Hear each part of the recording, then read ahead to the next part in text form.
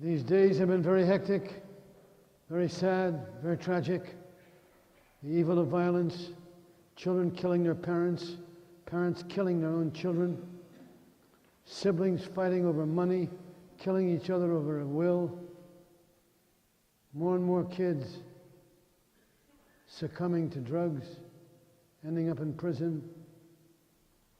Is this worth it? Is coming here in the face of what I've just said worth it? How would you answer that question? Think about it. Is this worth it? The good news does not mention a small part of the gospel. After they got together for breakfast and sat down and started chumming a little bit, Jesus looks up at Peter and asks him a question. What does he ask him? What does he ask him? Do you love me? Pete, do you love me? And of course, Peter is probably mixing his fish with a little bit of Galilean wine.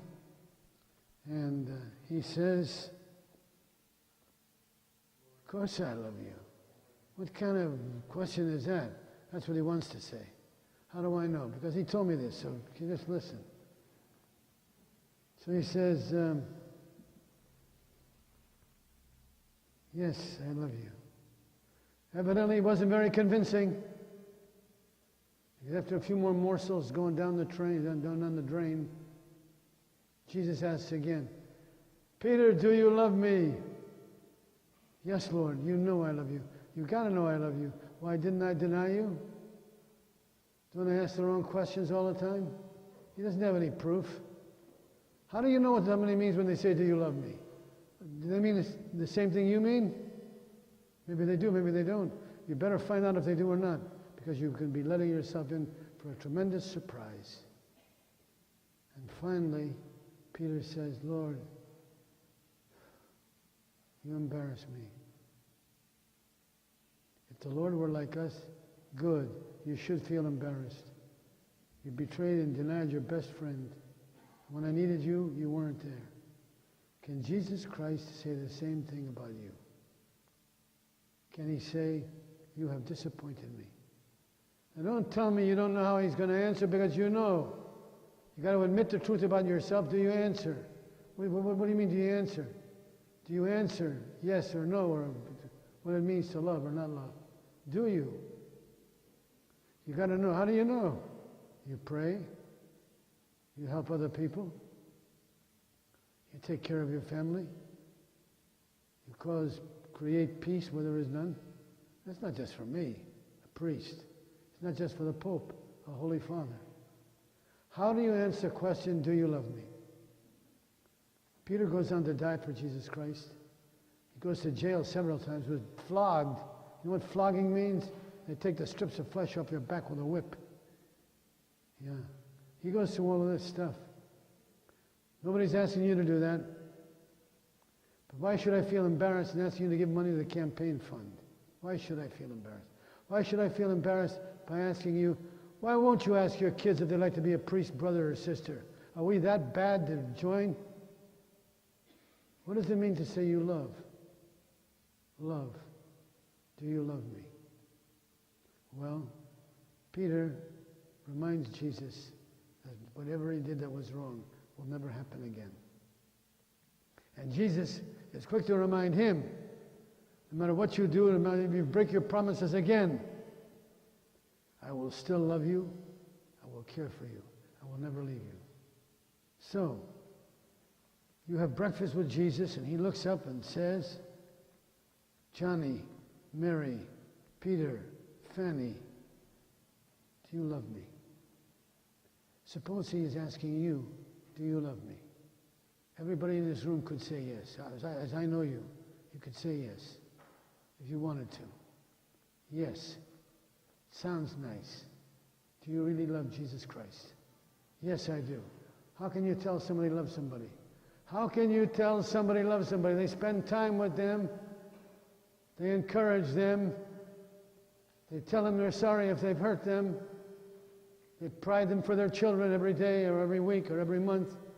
That's what it means about loving. Not verbal. I promise. No. Do it. Don't make any promises. Answer Jesus Christ when he says, my boy, do you love me? Prove it. Prove it. Do this. Say a prayer every day. Make somebody happy every day. Spend time with your children every day. Spend time with your marriage every day. You can do this. We have to do this.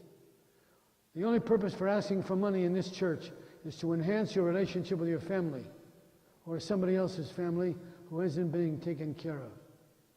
That's when it counts. Otherwise, it's just plugging a hole. There's always going to be need for money.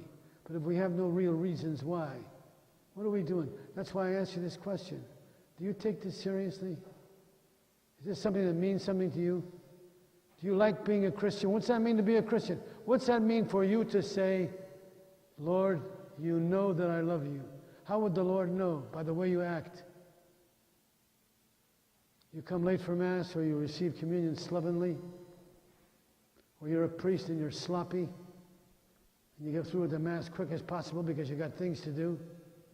Where is it that you stand in your life? I pray for you every day. Not because you need it, but because you are respectable in my book. And I pray for your loved ones, and your sick ones, and your dying ones, and your marriageable ones, and your baptismal ones, and those of you who have run away. Do you love me? Please be able to answer. Why do you love me? How do you love me? When do you love me? What do you love me for? This just keeps going on and on and on. Your best friend is talking to you. Do you love me? Why? When? How? What? For? And you fill in the blanks. You don't have to build a country. You don't have to work a miracle. You just have to get up and not go back to bed. You have to get up and say, somebody's going to need me today and I'm going to be ready. If everybody in the world, you think there'd be Iraq if we all did this every day? Of course there wouldn't be. There would not be. People don't want to sit down and talk about their faults. That's why we have wars. They're afraid to sit down and admit they've been jackasses or fools. That's what this is all about. They don't want to do that. Well, if somebody who says, I love you, Lord, can't say the answers to these questions, we have no sense being here. Then this is not worth a damn thing. Nothing, nothing, nothing. But no matter what you do or mistakes you make, if you answer, yes, I will help. Yes, I will try. Yes, I will pray. So that Jesus Christ can hear you, because at times he's deaf. Stick your chest out and stick your voice up in the air and let him know. Lord, you know I love you. I'd do anything for you. I'm sorry I've sinned. I'm sorry I've done stupid ass things. But I love you. Thank you for the gift of my people. Thank you for my gift. How fortunate I am. In this day of transition, I can't even say the word. I talk about that thing as transformation. You're going to change into St. Peter and St. Paul. Transfigured. No, it's not that at all. Transition. Transition for what? For the new pastor. How many of you take an interest in this, or does it make any difference? You've seen them one, you've seen one, you've seen them all. Well, they better not have anybody else beside you or we'll burn the church down. All these wonderful promises you're making me. I don't want that kind of burnt love. I want you to say with your heart, Lord, you know I love you. You can count on me. We got a good parish. We're going to have a good one till the day we die. Why? Because I'm part of it. I'm part of it. Each one of us says, I'm part of it. We make a difference. And in making the difference, we shall be God's children till the day we die. God bless.